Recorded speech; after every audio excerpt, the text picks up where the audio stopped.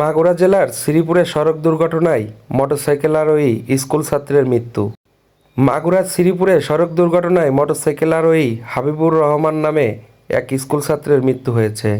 মঙ্গলবার সকাল 11টার সময় উপজেলা আমলসার ইউনিয়নের বিলসুনাই চরপাড়া নতুন মসজিদের সামনে এ ঘটনা ঘটে।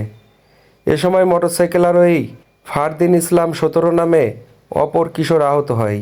নিহত হাবিবুর রহমান আমলসার ইউনিয়নের বিলনাথুর গ্রামের জাকির হোসেনের ছেলে এবং সে স্থানীয় আলমসার মাধ্যমিক বিদ্যালয়ের এসএসসি পরীক্ষার্থী। স্থানীয় সূত্রে জানা যায়, মঙ্গলবার সকাল 11টার দিকে উপজেলার আমলসার ইউনিয়নের বিলসোনার চরপাড়া নতুন মসজিদের সামনে পাকা রাস্তার উপর মোটরসাইকেলের নিয়ন্ত্রণ হারিয়ে গরু বহনকারী নাটা গাড়ির সাথে মুখোমুখি সংঘর্ষ হয়।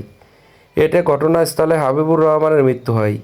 স্থানীয়রা আহত অপর কিশোর ফারদিন ইসলামকে উদ্ধার করে শ্রীপুর উপজেলা স্বাস্থ্য কমপ্লেক্সে প্রেরণ করেন। পরে স্থানীয়রা নাটা গাড়ি ও গাড়ি চালক বিপ্লবকে আটক করে পুলিশে সোপর্দ করে। এ বিষয়ে শ্রীপুর থানা অফিসার ইনচার্জ ইদ্রিস আলী জানান, এ বিষয়ে আইনগত ব্যবস্থা প্রক্রিয়াধীন রয়েছে।